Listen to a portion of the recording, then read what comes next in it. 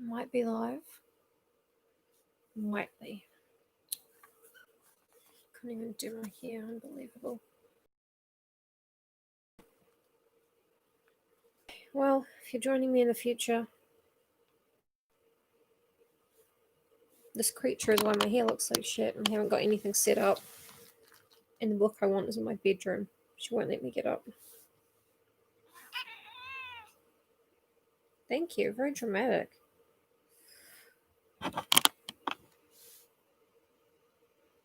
There you go. If you want to sit here, you've got to be content. She hates being content. Don't you?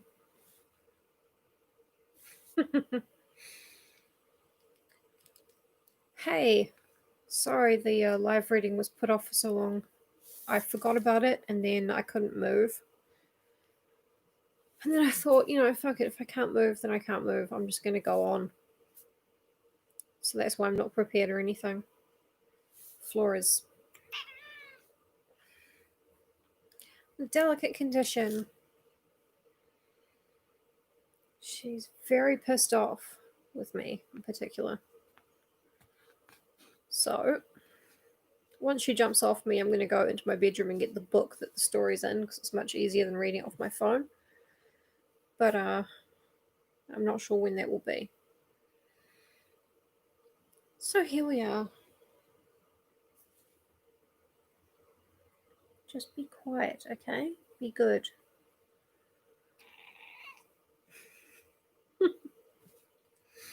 Yeah, normal mood. I'm full of rage. She's full of rage. We're all very angry.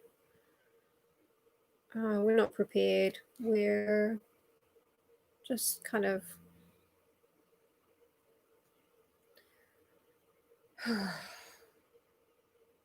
hate the world so much. No, those are mine. Play with this little hair clip if you need to. Okay, so the story we're going to read today is called The Treasure of Abbot Thomas by M.R. James, our old favourite, who I will probably end up reading all of his stories to you.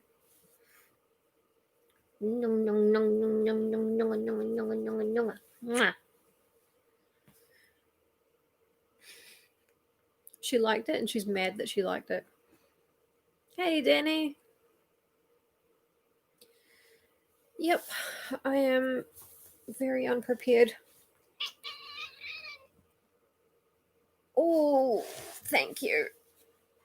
God, you guys don't know how sore my arms are. I'm just going to fetch the book from the other room. Excuse me.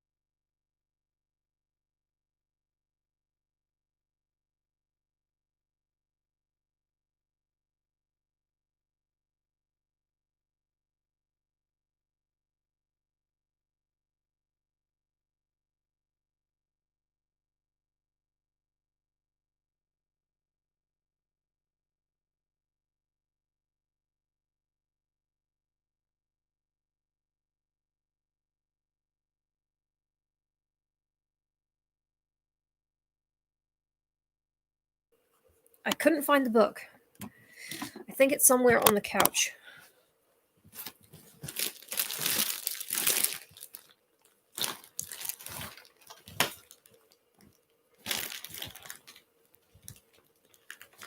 But the couch has strata that are best left undisturbed. Much like archaeology in an M.R. James story. Oh, wow. Well done. That is quite an achievement. It's addictive, isn't it?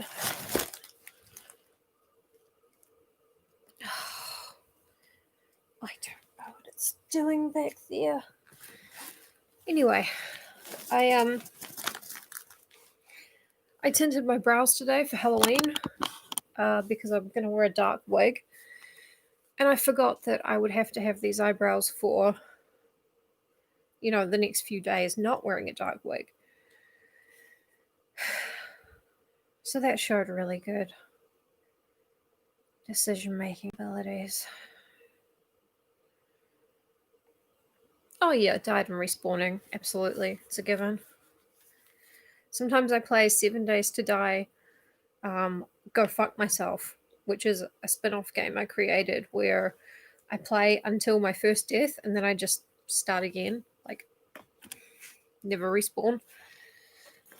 Usually, I'm killed within a few hours by a pack of dogs. Oh, what's this? What's this? Oh, it's Valette. Dang it.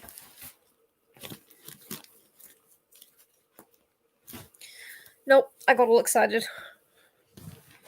Okay, about 6 minutes in.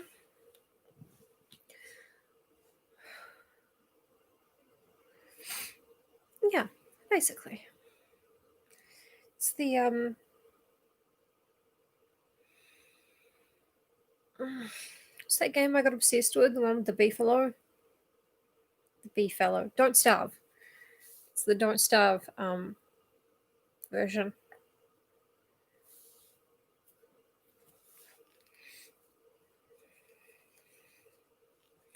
Sorry, I'm just pissed off and annoyed at everything. And my hair, and my life, and my choices, which were actually not my fault.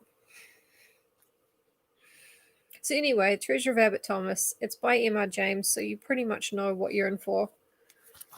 There's going to be an antiquarian who goes somewhere he shouldn't. And actually, the story starts... Oh, cool. Oh, this computer can't run it. Yeah. I'm still very grateful for the temporary laptop, by the way. Extremely.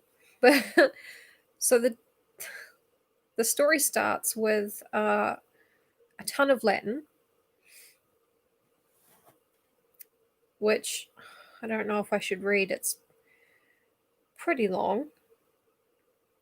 Oh, here we go. Latin, Latin, Latin. Blah-de-blah, hocus pocus Latin. I suppose I shall have to translate this, said the antiquary to himself. Thank you. As he finished copying the above lines from that rather rare and exceedingly diffuse book, the Certum Steinfeldense Nobratinum. Can't believe Seinfeld wrote a spell book. It's crazy. Well, it may as well be done first as last, he said, and accordingly, the following rendering was very quickly produced. Up to the present day, there is much gossip among the canons about a certain hidden treasure of this Abbot Thomas, for which those of Steinfeld have often made search, though hitherto in vain. The story is that Thomas, while yet in the vigour of life, concealed a very large quantity of gold somewhere in the monastery, that he should feel no grudge against those who might find it. Among other works carried out by this abbot, I may especially mention his filling the great window at the east end of the south aisle of the church with figures admirably painted on glass, as his effigy and arms in the window attest. He also restored the whole of the abbot's lodging, and dug a well in the court of it, which he adorned with beautiful carvings in marble. He died rather suddenly in the 72nd year of his age, AD 1529. An account of the Premonstratensian Abbey of Steinfeld in the Eifel, with lives of the abbots, published at Cologne in 1712 by Christian Albert Erhard, a resident in the district. The epithet Norbertinum is due to the fact that St. Norbert was founder of the Premonstratensian order. I know, it's terrifying. It's all very, very frightening so far, and will continue to be. Hang on, I've forgotten lip balm. As usual. Where's the... Whatever, this will do.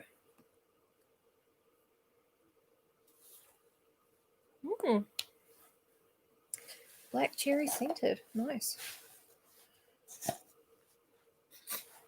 Right.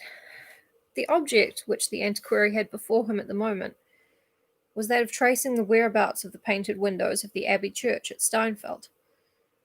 Shortly after the Revolution, a very large quantity of painted glass made its way from the dissolved abbeys of Germany and Belgium to this country, and may now be seen adorning various of our parish churches, cathedrals, and private chapels. Steinfeld Abbey was among the most considerable of these involuntary contributors to our artistic possession. I am quoting the somewhat ponderous preamble of the book which the antiquary wrote, and the greater part of the glass from that institution can be identified without much difficulty by the help either of the numerous inscriptions in which the place is mentioned, or of the subjects of the windows, in which several well-defined cycles or narratives were represented.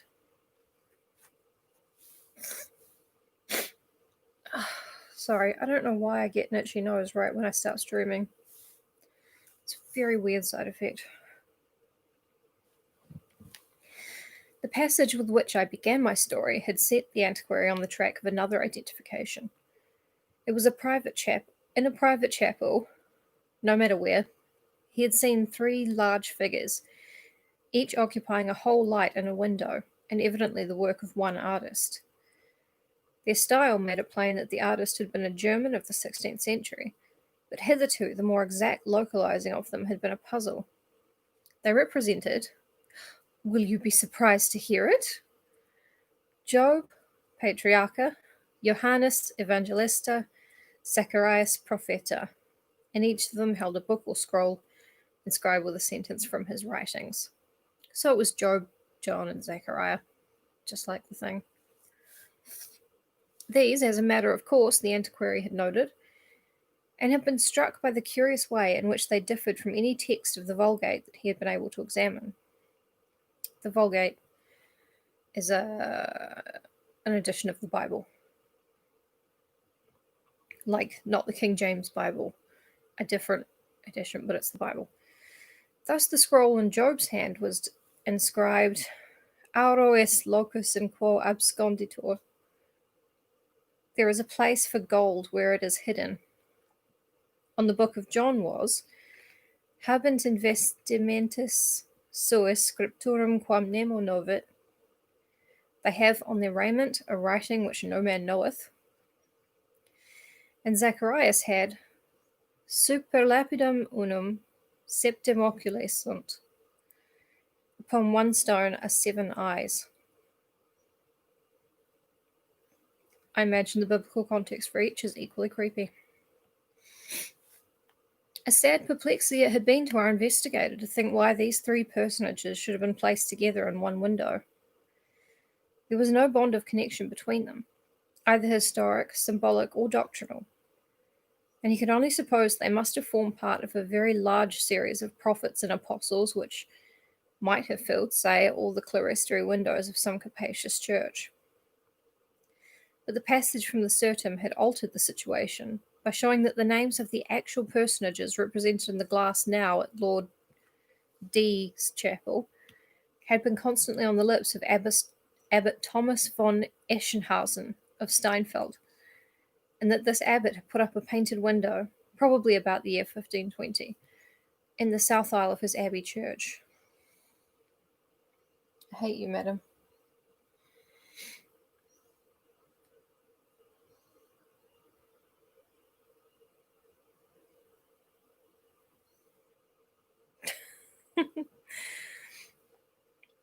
It was no very wild conjecture that the 3 figures might have formed part of Abbot Thomas's offering. It was one which, moreover, could probably be confirmed or set aside by another careful examination of the glass. Ow, motherfucker! Could you not put your spikes in me, please? That doesn't seem like a lot.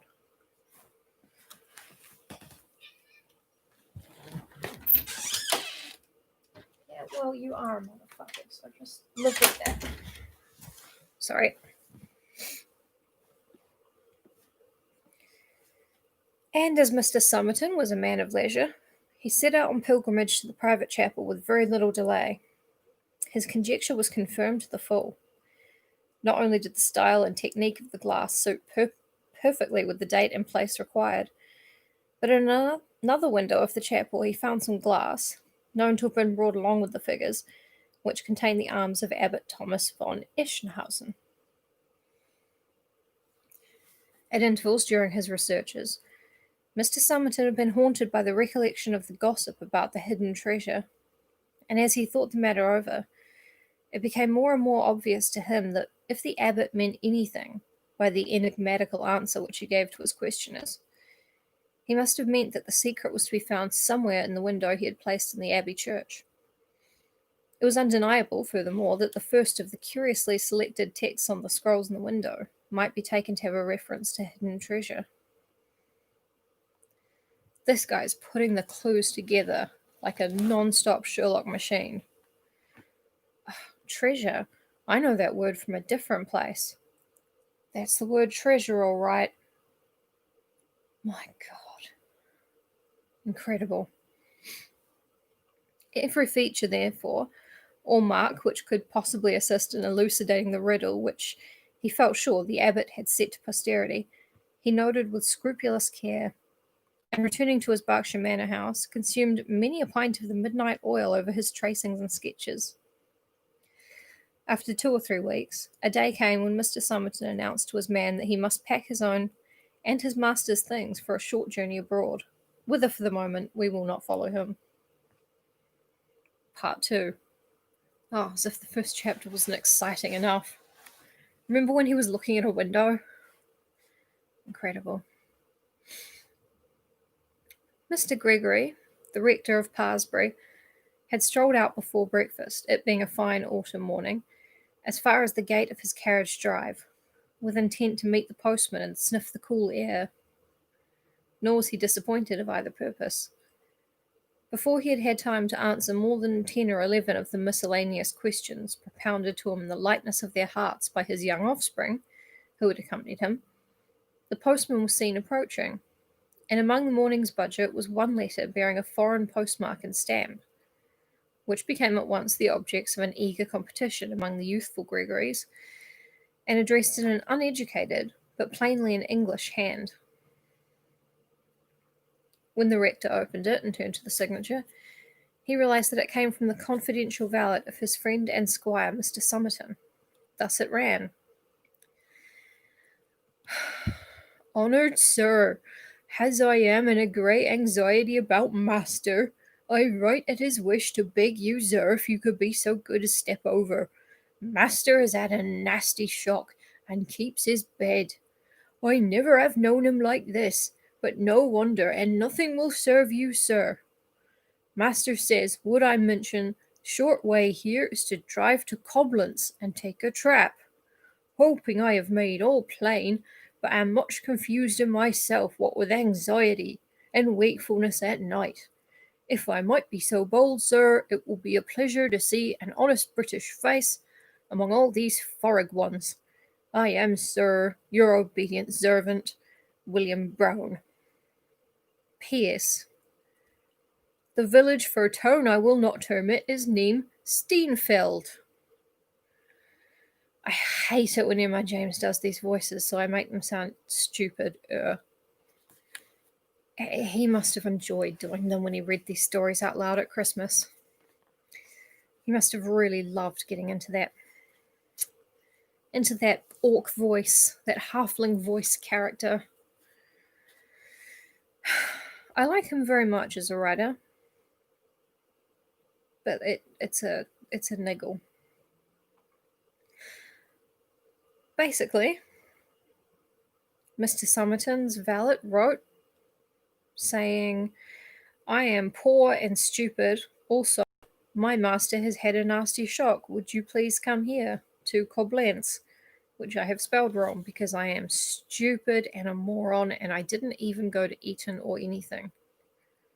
P.S. It is Steenfeld. Yeah, it's just go Cornish every time he writes this weird servant accent thing. The reader must be left to picture to himself in detail the surprise, confusion, and hurry of preparation into which the receipt of such a letter would be likely to plunge a quiet Berkshire parsonage in the year of grace 1859. Didn't know it was set then. It is enough for me to say that a train to town was caught in the course of the day, and that Mr. Gregory was able to secure a cabin in the Antwerp boat and a place in the Koblenz train. Nor was it difficult to manage the transit from that centre to Steinfeld. I labour under a grave disadvantage as narrator of this story, in that I have never visited Steinfeld myself. Me neither. And that neither of the principal actors in the episode, from whom I derive my information, was able to give me anything but a vague and rather dismal idea of its appearance. I gather that it is a small place, with a large church despoiled of its ancient fittings. A number of rather ruinous great buildings, mostly of the 17th century, surround this church. For the abbey, in common with most of those on the continent, was rebuilt in a luxurious fashion by its inhabitants of that period.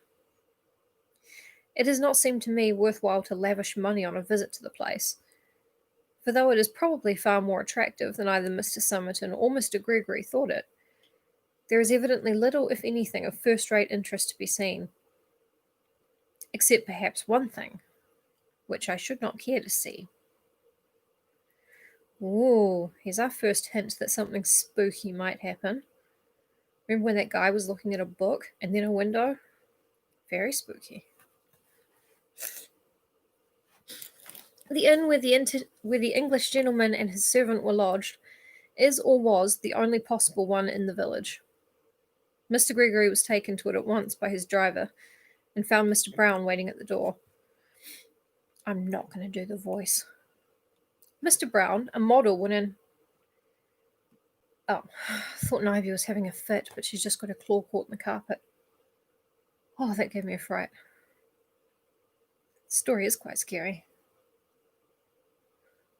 Mr. Brown, a model when in his Berkshire home of the impassive whiskered race who were known as confidential valets, was now egregiously out of his element in a light tweed suit, anxious, almost irritable, and plainly anything but master of the situation. His relief at the sight of the honest British face of his rector was unmeasured, but words to describe it were denied him. He could only say, "Well, I am pleased, I'm sure, sir, to see you, and so I'm sure, sir, will master." Jeeves, this guy ain't. How is your master, Brown? Mr. Gregory eagerly put in. Think he's better, sir, thank you, but he's had a dreadful time of it. I hope he's getting some sleep now, but... What has been the matter? I couldn't make out from your letter. Was it an accident of any kind? Well, sir, I hardly know whether I better speak about it. Master was very particular. He should be the one to tell you. But there's no bones broken, that's the one thing. I'm sure we ought to be thankful. What does the doctor say? Asked Mr. Gregory. They were by this time outside Mr. Somerton's bedroom door and speaking in low tones. Mr. Gregory, who happened to be in front, was feeling for the handle and chanced to run his fingers over the panels. Before Brown could answer, there was a terrible cry from within the room. In God's name, who is that? Were the first words they heard. Brown, is it? Yes, sir, it's me, sir, and Mr. Gregory, Brown hastened to answer, and there was an audible groan of relief in reply. I'm really good at sound effects. They entered the room, which was darkened against the afternoon sun, and Mr. Gregory saw, with a shock of pity, how drawn, how damp with drops of fear, was the usually calm face of his friend, who, sitting up in the curtained bed, stretched out a shaking hand to welcome him. Better for seeing you, my dear Gregory, was the reply to the rector's first question, and it was palpably true. After 5 minutes of conversation, Mr. Somerton was more his own man, Brown afterwards reported, than he had been for days. He was able to eat a more than respectable dinner, and talked confidently of being fit to stand a journey to Koblenz within 24 hours. But there's one thing, he said, with a return of agitation which Mr. Gregory did not like to see, which I must beg you to do for me, my dear Gregory. Don't, he went on, laying his hand on Gregory's to forestall any interruption. Don't ask me what it is or why I want it done. I'm not up to explaining it yet. It would throw me back. Undo all the good you've done me by coming. The only word I will say about it is that you run no risk whatever by doing it, and that Brown can and will show you tomorrow what it is. It's merely to put back something. No, I can't speak of it yet. Do you mind calling Brown? I was pausing there because there is a lot of wrong punctuation in here, like pound signs and trademarks and A's with an acute accent on them, and it's bullshit. I don't know where my book is. Anyway, well, Summerton, said Mr. Gregory as he crossed the room to the door. I won't ask for any explanations till you see fit to give them. And if this bit of business is as easy as you represent it to be, I will very gladly undertake it for you the first thing in the morning. I was sure you would, my dear Gregory. I was certain I could rely on you. I shall owe you more thanks than I can tell. Now here is Brown. Brown, one word with you. Shall I go? Interjected Mr. Gregory. Not at all. Dear me, no. Brown, the first thing tomorrow morning. You don't mind early hours, I know, Gregory. You must take the rector to there, A nod from Brown, who looked grave and anxious. And you and he shall put it back. You needn't be in the least alarmed. It's perfectly safe in the daytime. You know what I mean. It lies on the step, where we put it. Brown. Another word, my dear Gregory. All goes well. I should be able, I believe, to tell you the whole story from start to finish. Am I gone? Am I disconnected?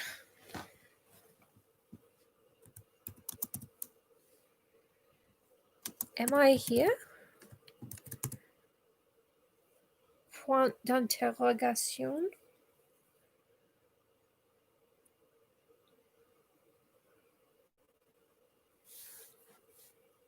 I think I'm here.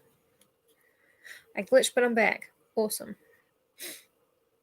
Tomorrow evening at the latest, if all goes well, I shall be able, I believe, to tell you the whole story from start to finish. And now I'll wish you good night.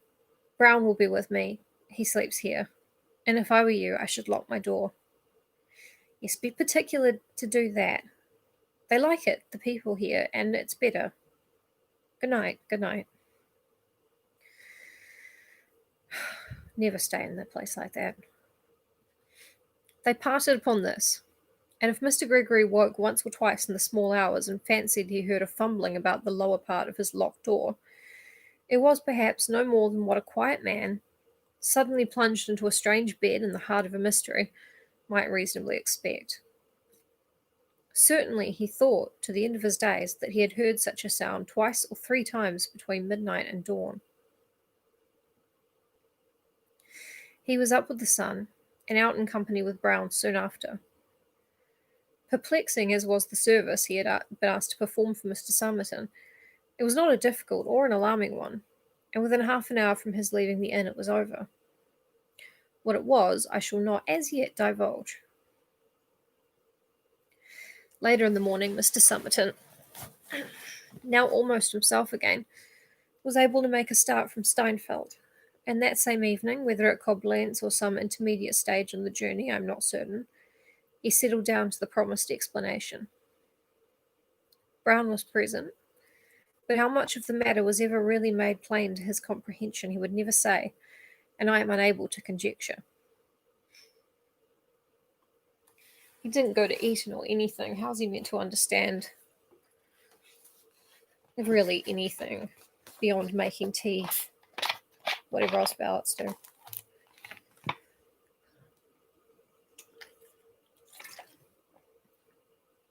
Skull, oh, it's disgusting.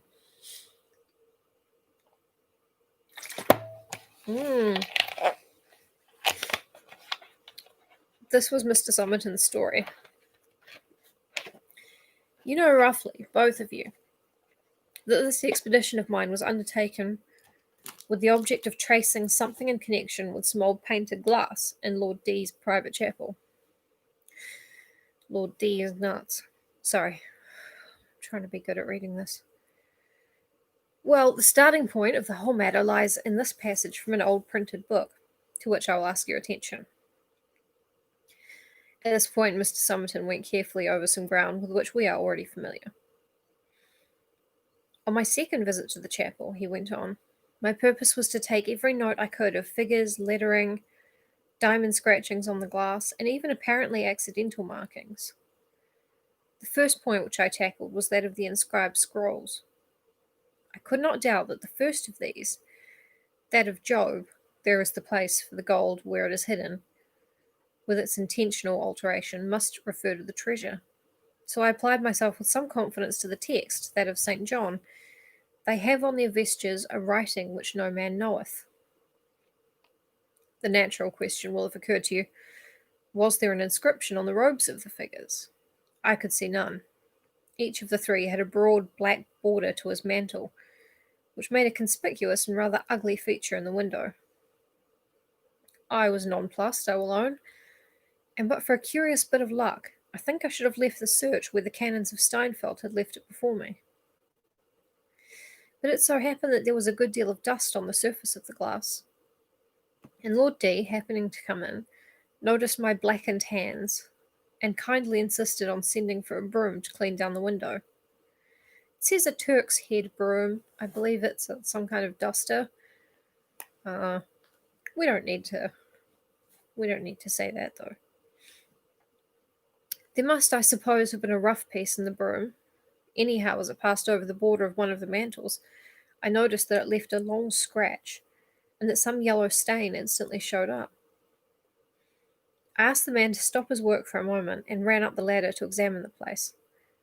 The yellow stain was there, sure enough, and what had come away was a thick black pigment, which had evidently been laid on with the brush after the glass had been burnt, and could therefore be easily scraped off without doing any harm. I scraped, accordingly. Oh, I hate it when people fuck with antiques. And you will hardly believe it. No, I do you an injustice, you will have guessed already, that I found under this black pigment 2 or 3 clearly formed capital letters in yellow stain on a clear ground. Of course, I could hardly contain my delight.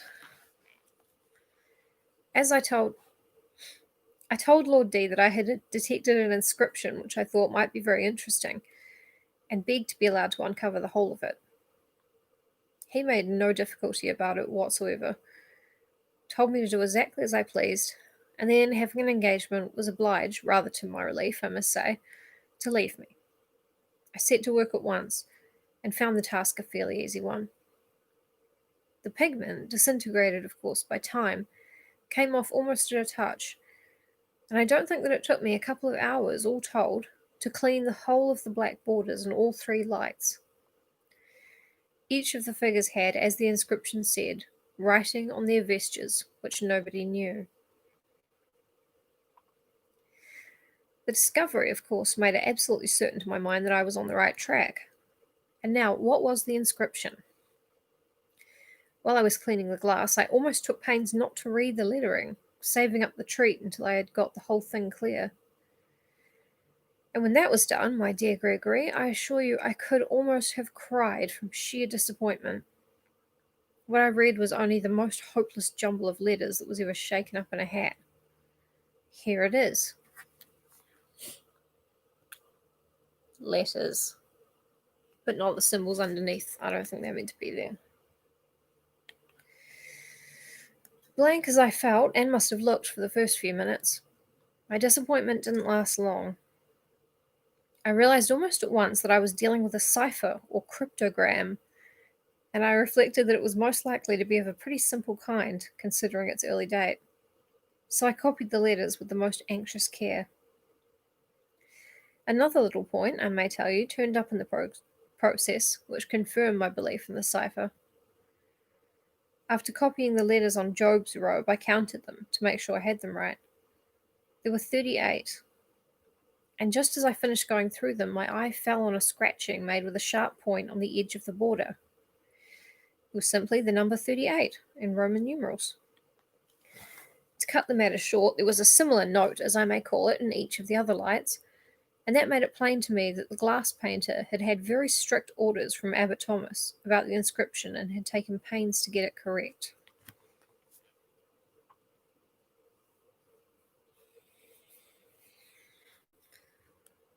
Well, after that discovery, you may imagine how minutely I went over the whole surface of the glass in search of further light.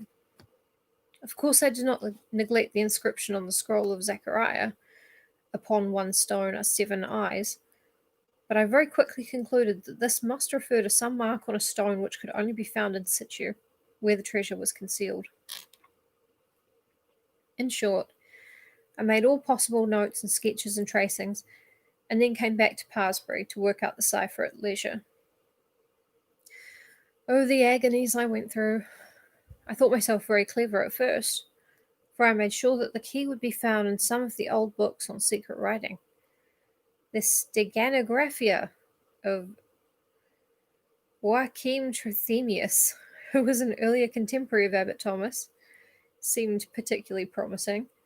So I got that, and Selenius's Cryptographia, and Bacon's De Augmentis Scientiarum, and some more. But I could hit upon nothing. Then I tried the principle of the most frequent letter, taking first Latin and then German as a basis. That didn't help either. Whether it ought to have done so, I am not clear. And then I came back to the window itself and read over my notes, hoping almost against hope that the abbot might himself have somewhere supplied the key I wanted. I could make nothing out of the colour or pattern of the robes.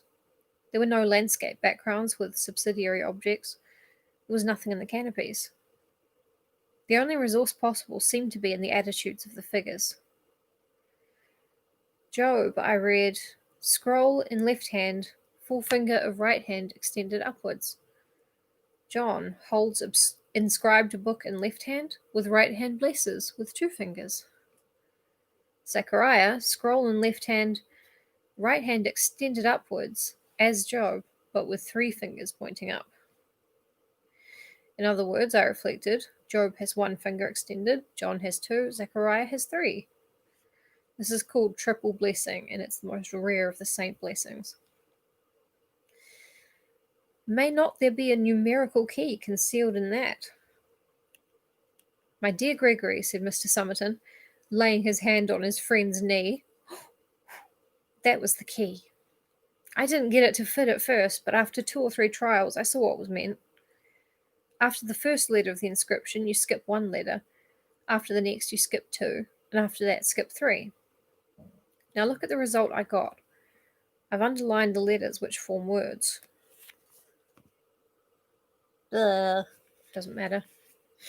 Do you see it? Decem milia auri repositus sunt in puteo in at ... 10,000 pieces of gold are laid up in a well in... followed by an incomplete word beginning at. So far, so good. I tried the same plan with the remaining letters, but it wouldn't work. And I fancied that perhaps the placing of dots after the last 3 letters might indicate some difference of procedure. Then I thought to myself, wasn't there some allusion to a well in the account of Abbot Thomas in that book, the Certum? Yes, there was. He built a puteus in atrio, a well in the courtyard. There, of course, was my word atrio. The next step was to copy out the remaining letters of the inscription, omitting those I had already used. That gave what you will see on this slip. I'm not going to show it to you, you don't care. And it's backwards anyway. Now I knew that the first 3 letters I wanted were R-I-O to complete the word atrio. And as you will see, these are all to be found in the first 5 letters. I was a little confused at first by the occurrence of 2 I's, but very soon I saw that every alternate letter must be taken in the remainder of the inscription. You can work it out for yourself. The result, continuing where the first left off, thus: Atrio domus abbatialis de Steinfeld a me, Toma, qui posui custodem superea. Gar aquila touche. So the whole secret was out. 10,000 pieces of gold are laid up in the well in the court of the abbot's house of Steinfeld by me, Thomas, who has set a guardian over them. Gar aquila touche. The last words, I ought to say, are a device which Abbot Thomas had adopted, like a motto. I found it with his arms in another piece of glass at Lord D's, and he drafted it bodily into his cipher, though it doesn't quite fit in point of grammar. It means beware to he who touches it. Well, and by he, I mean, whomsoever he be. Shit, I hit the back button, hang on.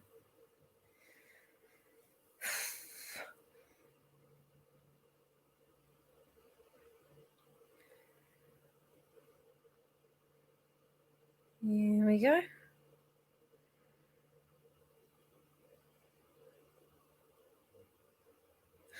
Well, what would any human being have been tempted to do, my dear Gregory, in my place? Could he have helped setting off, as I did, to Steinfeld, and tracing the secret literally to the fountainhead? I don't believe he could. Anyhow, I couldn't.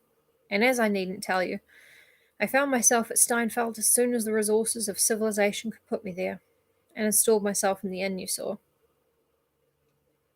I must tell you that I was not altogether free from forebodings, on one hand of disappointment, on the other of danger. There was always the possibility that Abbot Thomas's well might have been wholly obliterated, or else that someone, ignorant of cryptograms and guided only by luck, might have stumbled on the treasure before me. It's impossible to think that someone might have worked it out. Like the guy who made the glass and put the things in it. Impossible. And then there was a very perceptible shaking of the voice here. I was not entirely easy, I need not mind confessing, as to the meaning of the words about the guardian of the treasure. But if you don't mind, I'll say no more about that until it becomes necessary. Yeah, exactly. I said, there's a guardian. Beware to he who would touch it, But otherwise, 10,000 gold pieces. At the first possible opportunity, Brown and I began exploring the place. Oh yeah, basically all Emma James stories are just like, don't touch what isn't yours. Mind your business. I had naturally represented myself as being interested in the remains of the abbey, and as we could not avoid paying a visit to the church, impatient as I was to be elsewhere, still it did interest me to see the windows where the glass had been, and especially that at the east end of the south aisle. In the tracery lights of that, I was startled to see some fragments and coats of arms remaining. Abbot Thomas's shield was there, and a small figure with a scroll inscribed Oculos habent et non videbunt. They have eyes and shall not see. Which, I take it, was a hit of the abbot at his cannons. Ho, but you're much smarter, aren't you, Mr. I've forgotten your name.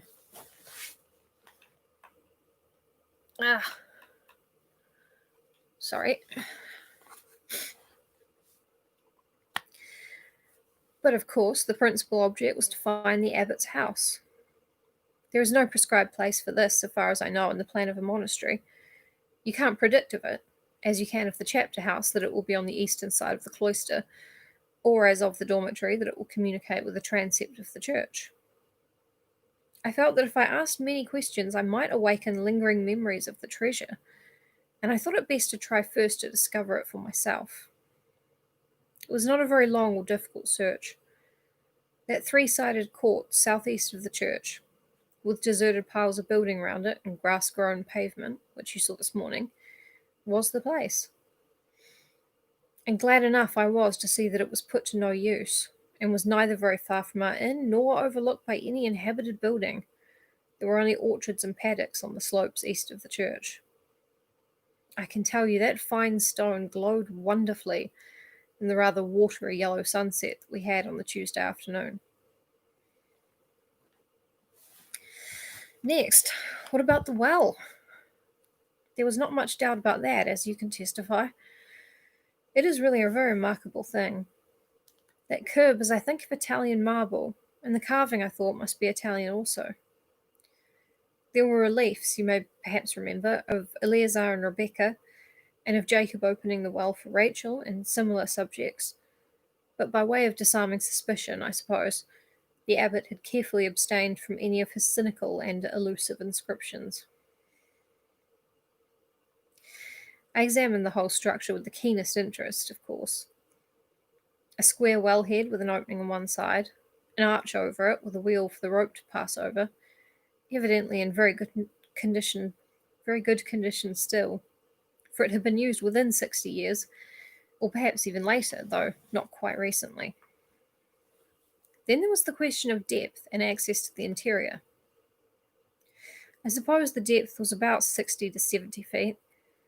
As to the other point, it really seemed as if the abbot had wished to lead searchers up to the very door of his treasure house, for, as you tested for yourself, there were big blocks of stone bonded into the masonry, and leading down an irregular staircase round and round the inside of the well. It seemed almost too good to be true. Did it? Did it? I wondered if it was a trap, if the stones were so contrived as to tip over when a weight was placed on them. But I tried a good many with my own weight and my stick, and all seemed, and actually were, perfectly firm. Of course, I resolved that Brown and I would make an experiment that very night. I was well prepared. Knowing the sort of place I should have to explore, I had brought a sufficiency of good rope and bands of webbing to surround my body, and crossbars to hold to, as well as lanterns and candles and crowbars, all of which would go into a single carpet bag and excite no suspicion.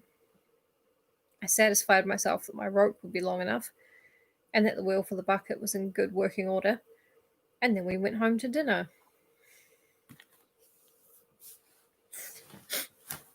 I had a little cautious conversation with the landlord, and made out that he would not be overmuch surprised if I went out for a stroll with my man at about 9 o'clock, to make, heaven forgive me, a sketch of the abbey by moonlight.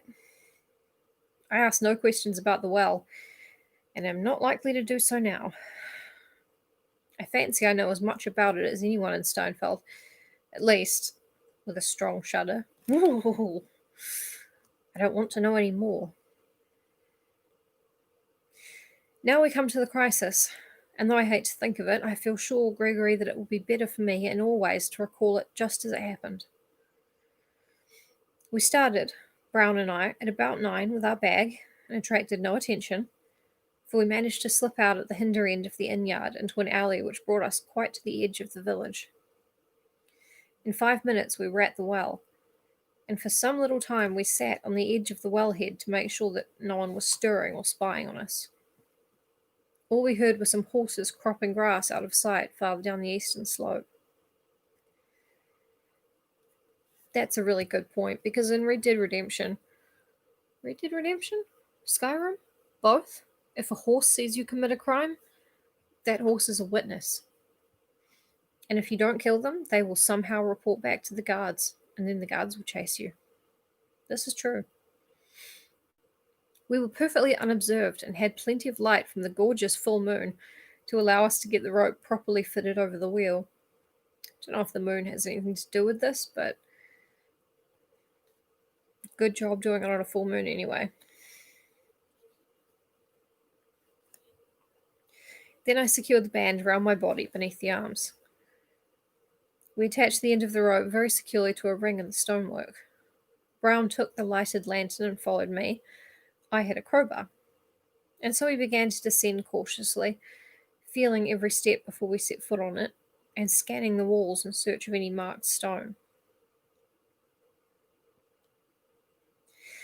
Half aloud, I counted the steps as we went down, and we got as far as the 38th. before I got suddenly tired. Before I noticed anything at all irregular in the surface of the masonry. Even here there was no mark, and I began to feel very blank, and to wonder if the abbot's cryptogram could possibly be an elaborate hoax. That would be really funny. At the 49th step, the staircase ceased. It was with a very sinking heart that I began retracing my steps. And when I was back on the 38th step, Brown, with the lantern, being a step or two above me, I scrutinized the little bit of irregularity in the stonework with all my might, but there was no vestige of a mark. Then it struck me that the texture of the surface looked just a little smoother than the rest, or at least in some way different. It might possibly be cement and not stone. I gave it a good blow with my iron bar. There was a decidedly hollow sound, though that might be the result of our being in a well. But there was more. A great flake of cement dropped onto my feet, and I saw marks on the stone underneath. I had tracked the abbot down, my dear Gregory. Even now I think of it with a certain pride. It took but a very few more taps to clear the whole of the cement away, and I saw a slab of stone about 2 feet square, upon which was engraven a cross. Disappointment again, but only for a moment. It was you, Brown, who reassured me by a casual remark. You said, if I remember right, "That's a funny cross. Looks like a lot of eyes." He's forgotten to remember the other thing that had stone in it. I snatched the lantern out of his hand and saw with inexpressible pleasure that the cross was composed of 7 eyes, 4 in a vertical line, 3 horizontal. The last of the scrolls on the window was explained in the way I had anticipated. Here was my stone with the 7 eyes. So far, the abbot's data had been exact, and as I thought of this, the anxiety about the guardian returned to me with increased force. I am sorry, I've been so tired today. Just standing up for any length of time has been making me really tired. It's crazy. Anyway.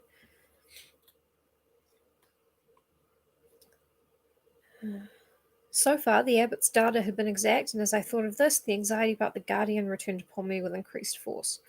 Still, I wasn't going to retreat now. Without giving myself time to think, I knocked away the cement all round the marked stone, and then gave it a prise on the right side with my crowbar. It moved at once. Hey, Josh. Yeah, probably. We're just getting to the scary bit. We've come up to the bit where, they've done a bunch of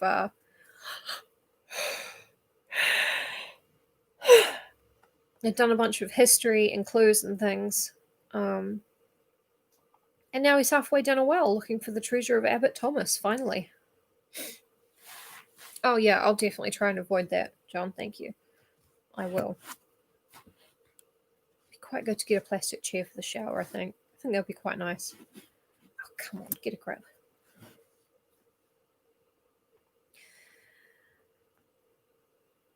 The stone moved at once, and I saw that it was but a light, thin slab, such as I could easily lift out myself, and that it stopped the entrance to a cavity. They're inside a well at night, Josh. I did lift it out unbroken and set it on the step, for it might be very important to us to be able to replace it. That's the only smart thing he's done so far. Then I waited for several minutes on the step just above. I don't know why, but I think to see if any dreadful thing would rush out. Second smart thing he's done. Nothing happened. Next I lit a candle, and very cautiously I placed it inside the cavity, with some idea of seeing whether there were foul air, and of getting a glimpse of what was inside. There was some foulness of air which nearly extinguished the flame, but in no long time it burned quite steadily. The hole went some little way back, and also on the right and left of the entrance, and I could see some rounded, light-coloured objects within, which might be bags. Abbot Thomas has said that there might be 10,000 pieces of gold hidden in the well. Well, the with a guardian placed over them, but this guy's English. He doesn't care.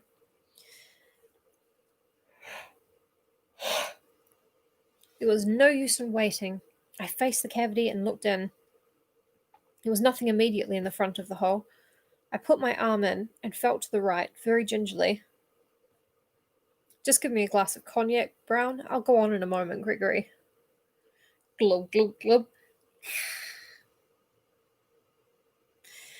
Well, I felt to the right, and my fingers touched something curved that felt, yes, more or less like leather. Dampish it was, and evidently part of a heavy, full thing. There was nothing, I must say, to alarm one. I grew bolder, and putting both hands in as well as I could, I pulled it to me, and it came. It was heavy, but moved more easily than I had expected. As I pulled it towards the entrance, my left elbow knocked over and extinguished the candle. I got the thing fairly in the front of the mouth and began drawing it out. Just then, Brown gave a sharp ejaculation and ran quickly up the steps with the lantern. He will tell you why in a moment. Startled as I was, I looked round after him and saw him stand for a minute at the top and then walk away a few yards. Then I heard him call softly, "All right, sir," and went on pulling out the great bag in complete darkness. It hung for an instant on the edge of the hole, then slipped forward onto my chest and put its arms around my neck.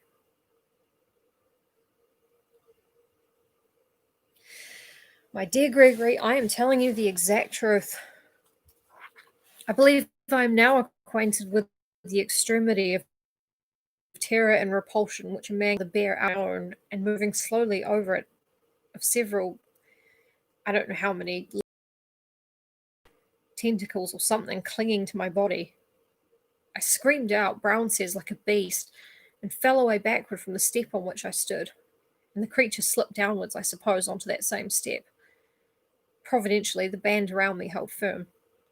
Brown did not lose his head and was strong enough to pull me to the top and get me over the edge quite promptly. How he managed it exactly, I don't know. I think he would find it hard to tell you. I believe he contrived to hide our implements in the deserted building nearby, and with very great difficulty he got me back to the inn. I was in no state to make explanations, and Brown knows no German. But next morning I told the people some tale of having had a bad fall in the Abbey ruins, which I suppose they believed. And now, before I go further, I should just like you to hear what Brown's experiences during those few minutes were. Tell the rector, Brown, what you told me. I know, imagine getting a big bag of what you think is medieval gold, and, the arms. Even being stupid as I have been during this reading, it still gives me the absolute creeps. Well, sir, said Brown, speaking low and nervously, it was just this way.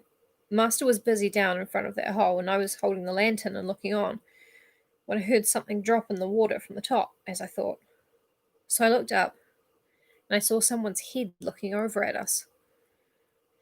I suppose I must have said something, and I held the light up and ran up the steps, and my light shone right on the face. That was a bad un, sir, if I ever see one.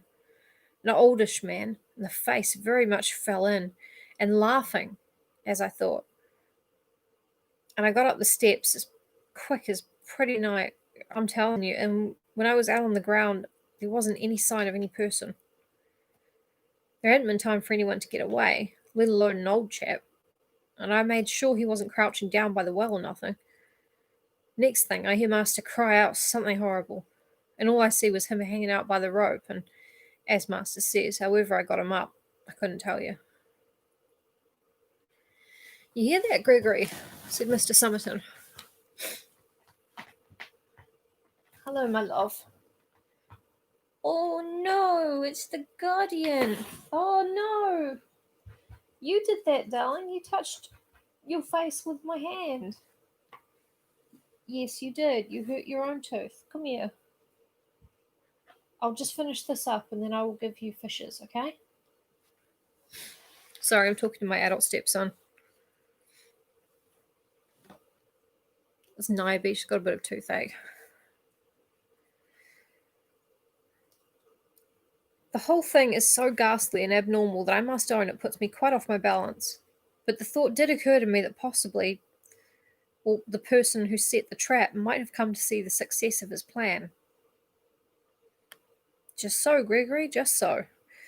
I can think of nothing else so likely, I should say, if such a word had any place in my story. I think it must have been the abbot. Well, I haven't much more to tell you. I spent a miserable night, Brown sitting up with me. Next day I was no better, unable to get up, no doctor to be had, and if one had been available, I doubt if he could have done much for me. I made Brown write to you and spent a terrible second night. And Gregory, of this I am sure, and I think it affected me more than the first shock, for it lasted longer. There was someone or something on the watch outside my door the whole night. I almost fancy there were two. It wasn't only the faint noises I heard from time to time all through the dark hours, but there was that smell. It's the hideous smell of mould. Every rag I had had on me that first evening I had stripped off and made Brown take it away. I believe he stuffed the things into the stove in his room, and yet the smell was there, as intense as it had been in the well, and what is more, it came from outside the door. Oh, for Christ's sake. Yeah? Have you got something? No. Okay. She was just outside the door yelling. As long as she hasn't got anything. But with the first glimmer of dawn, it faded out, and the sound ceased too, and that convinced me that the thing or things were creatures of darkness and could not stand the daylight. And so I was sure that if anyone could put back the stone, it or they would be powerless until someone else took it away again. I had to wait till you came to get that done. Of course, I couldn't send Brown to do it by himself, and still less could I tell anyone who belonged to the place. Well, there is my story, and if you don't believe it, I can't help it. But I think you do. Indeed, said Mr. Gregory, I can find no alternative. I must believe it. I saw the well and the stone myself, and had a glimpse, I thought, of the bags, or something else in the hole. And to be plain with you, Somerton, I believe my door was watched last night, too. I dare say it was, Gregory, but thank goodness that is over. Have you, by the way, anything to tell about your visit to that dreadful place? Very little, was the answer. Brown and I managed easily enough to get the slab into its place, and he fixed it very firmly with the irons and wedges you had desired him to get, and we contrived to smear the surface with mud so that it looks just like the rest of the wall. One thing I did notice in the carving on the wellhead, which I think must have escaped you, it was a horrid, grotesque shape, perhaps more like a toad than anything else, and there was a label by it inscribed with the two words, Depositum Custodiae. Keep that which is committed to thee. The end. Well, I am sorry about all the interruptions and the stupid faces and noises I make. As I say to my born private visitors. But yeah, the treasure of Abbot Thomas. Thank you so much for joining me. Now I gotta go feed these cats before they put me in a well with some guardians. Oh, the bag put its arms around my neck. I just can't. Whoa. Gives me the giblies. Thank you guys so much. Please join me tomorrow. Tomorrow, maybe? Don't know. Could be tomorrow. Thank you. I hope you enjoyed the first half of the story, although honestly, you came in for the good bit. So yeah, thanks. Wash your hands, be good to each other. See you when I see you.